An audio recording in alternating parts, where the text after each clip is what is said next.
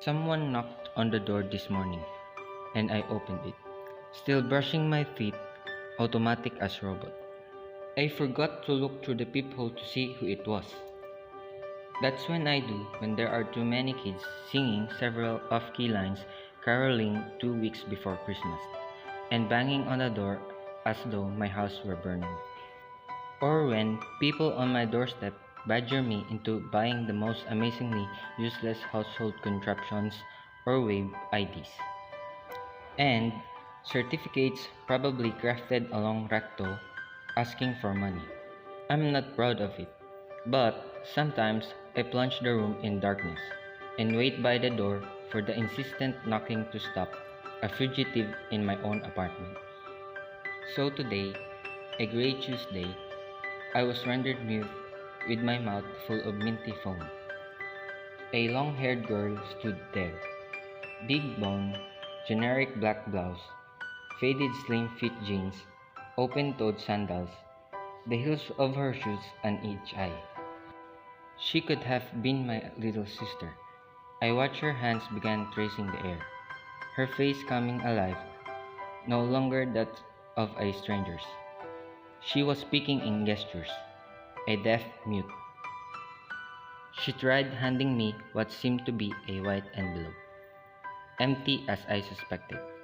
I stepped back, still brushing my teeth, the slightest whine escaping my lips. She caught me, forgetting to look through the peephole. I couldn't act like nobody was home to give money. It didn't look like she was going away. She raised her eyebrows and nodded, waving the envelope at me.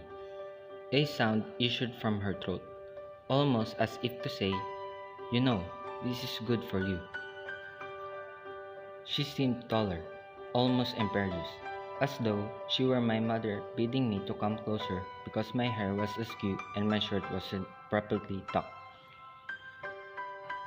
So, I took her envelope and shut the door. Beneath the dining light's glare, I saw that it wasn't an envelope but a letter. I scanned it, my gaze carelessly wheeling down the page and catching words. Hand dog, deaf mute foundation. Grumbling around my toothbrush, I went to my bedroom to fetch a crumbled 10 peso bill. She was still waiting when I opened the door. Looking away, her mind someplace else. I stood there for a moment, waving the letter and my warned bill, feeling silly. I didn't tap on her shoulder. I was still a stranger. I wondered what she was thinking. That was when I saw the slight cloak of raindrops on her shoulders, giving the slightest shimmer to her black blouse when she moved. I realized she didn't even have an umbrella.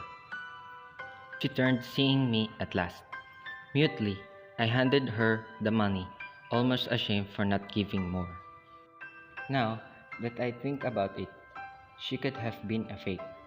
Maybe she can talk and hear as well as I can, but it doesn't matter. Because at that moment before I shut my door, I realized we were the same. We said goodbye in her language of gestures. With her open palms, she touched her chest as though her fingers wished to find something within her heart to share with me. I forgot that my toothbrush was dangling from my mouth as my smile mirrored hers.